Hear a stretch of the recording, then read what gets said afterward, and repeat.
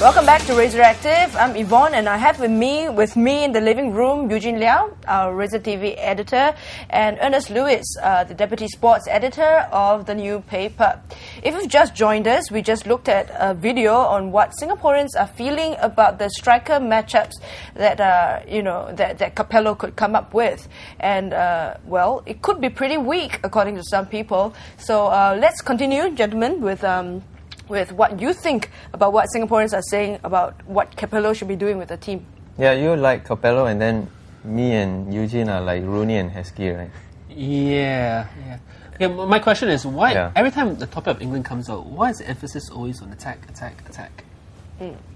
Because they need to score the win. You need to score the win, but think about Capello. I mean, what's his nature? Yeah, defending. Italian. Yeah. Pragmatic enough, but I think for this game they know that they should go out there and really test their attacking smoothness. Could that be a problem? No? Maybe that's why England's been built so high up all the time, because people always expect them to like attack, play that brand of football, that swashbuckling kind of football, and perhaps in today's times have moved on, and that old swashbuckling 4-4-2 system cannot work, or perhaps it can work. It can work, but because that's not their culture. England expects, right? And when England expects, it's always about attacking. It's not about sitting back. You see, they want those guys. That could be the downfall, lah. Yeah, and we come to credible teams. Yeah, but we have seen that they can actually defend quite well. I think the problem is, and if you look at all the questions week in or every international break and out, is always dwelling on the midfield. Why doesn't it work? This odd couple, the striking. How come it doesn't? Why isn't England playing as well as the quality suggests? If you had no quality, I don't mind you concentrate on defense. If I was the coach of Kazakhstan, I know what I'm going to do. Park the bus. Yeah, because I'm not going to be too ambitious. I'm going to try and play maybe a counter strike. Wait a minute. Watching too much of that. But counter-attack game, you've got to be defensive because you don't have the quality. But with England, you've got to figure out that there's so much quality there that they have to attack. Yeah. No, you're absolutely right when it comes to teams like Kazakhstan and so on. But when it comes to the big game, a decent team, not even a big game, a decent team, like Croatia. I mean, Croatia, come on, for intents and purposes, they're not a big team. Yeah. But anyways, what does it say about the English team that after so many years, the point man is still a player like Emil Heskey? Yeah, man, I couldn't believe Heskey isn't a quality player per se. Yeah, Heskey is just like this knockdown guy, right? He's like the beanstalk, And they have two beanstalks, Heskey now and Peter Crouch. And they're obsessed, right? I think they're just in love. They need this target man. They're always waxing lyrical about the typical English target man, the guy who can hold himself up there and knock the balls down and all that. And if you look at against continental opponents, actually the target man does work, especially the South Americans and all. They just simply, for some reason, they can't deal. Berbatov. Yeah, the target man. And they're always talking about this target man. So you see, no matter how much sophistication they've gone through the years and all that, they still love a couple of the old stereotypes. Get stuck in there, the big target man, right? He knocks down for the smaller guy. So why pretend with the sophisticated formations? If they're going to stick to the target man, then stick to a traditional 4-4-2 then. Yeah, I think that's probably what they'll do, actually. If you look at the strike formations now, I have a feeling Capello's going to start with Rooney and Heskey because they played well in the previous game. The interesting part is that these guys seem to have been around, right, for a long time.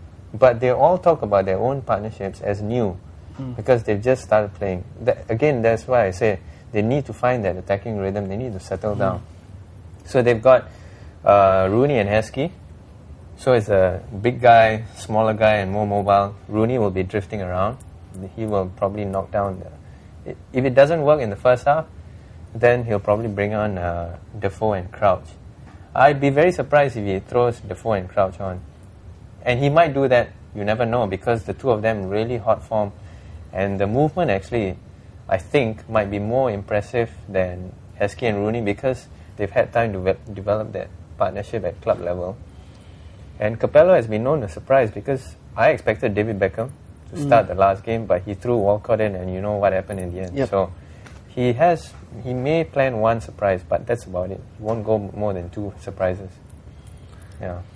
Just wondering, how is it that you and I, right? We're talking about football now. Yeah. At a different level, Such a sophisticated level. It wasn't that long ago where the only thing we knew were 4-4-2. Yeah. And listen to us for the past 15-20 minutes, and we're talking about formations, this and that. What is it? What is it about the armchair critic? What is it that the armchair critic can do? Even 10 years ago, I wouldn't have been talking like this. It's just that I find that the levels of sophistication with Singapore football fans, they've really increased a lot in the last 10 years. I mean, last time, like you said, we could get away with a simple story, right? Rooney knocked the ball down, and then, Heskey got a dribble in, and maybe he chipped the ball over the goalkeeper, and we would have been happy with that. Nowadays, the readers or the viewers, they want more analysis. They're questioning the coach. They're talking about formations, the systems. They're talking about who should drop back if the other guy runs. I mean, maybe you should ask some of the old-timer journalists who's, maybe ask them how has journalism changed in terms of covering for sports and stuff.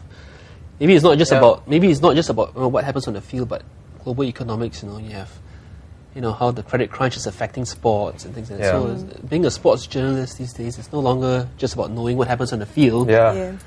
And no longer just about winning and losing. It's how you lost. Let's look at it. In the older days, you said you lost or useless team.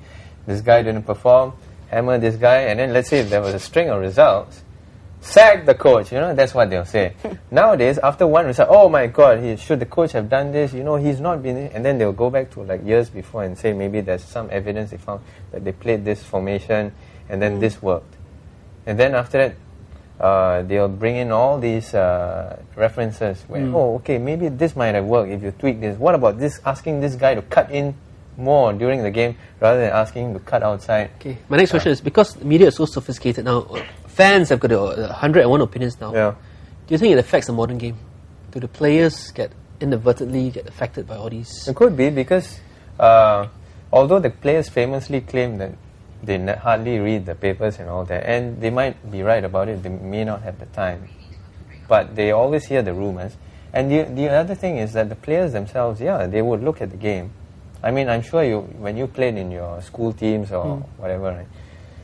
I mean, all of us will have an opinion about the way the game should have been played, whether we are right or not. Yeah. And it spreads, it's a natural thing. I think you can't find any other game where everyone feels like as though they can, or they thought their way should have been better.